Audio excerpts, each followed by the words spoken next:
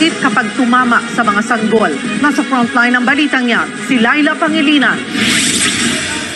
Nababahala ang Department of Health at iba pang eksperto sa dumaraming kaso ng pertussis o whooping cough, partikular sa mga bata. 453 cases na ang kaso nito sa buong bansa, habang 35 na ang nasawi. It's really mostly kids. Wala akong nare-recall na sinabi na adult set. Sa ngayon, Quezon City at Iloilo City pa lang ang nagdeklara ng outbreak dahil sa pertussis. Pero ayon sa Department of Health, 10 rehiyon pa ang nakitaan nila ng mabilis na pagtaas ng kaso.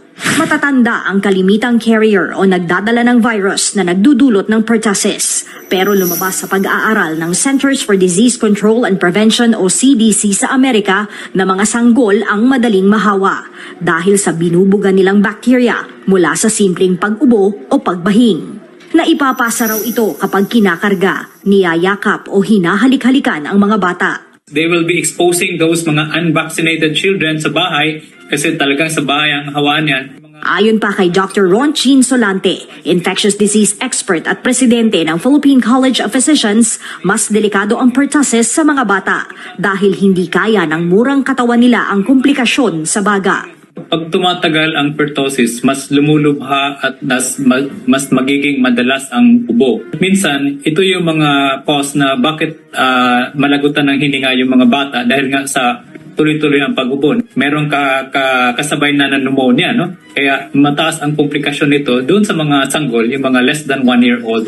Ayon naman sa DOH, kayang-kayang pigilan ang pagkalat ng pertussis, basta ugaliin ang pagsusuot ng face mask.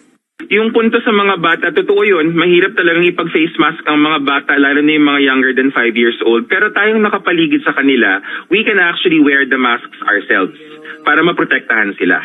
Bukod sa face mask, isa pang epektibong pangontra ang bakuna. Minamadali na raw ng DOH ang pagbili ng 3 milyong dose ng karagdagang pentavalent vaccines, ang 5-in-1 bakuna na pangontra sa pertussis at iba pang sakit gaya ng diphtheria, hepatitis B, tetanus at iba pa. Target yan i-deliver sa Pilipinas bago mag-Hunyo. Pero habang wala pa, titipirin muna ng DOH ang 64,000 doses na hawak nila na ipapamahagi sa mga lugar na tumataas ang pertussis cases. Nagbabalita mula sa Frontline, Laila Pangilinan, News 5.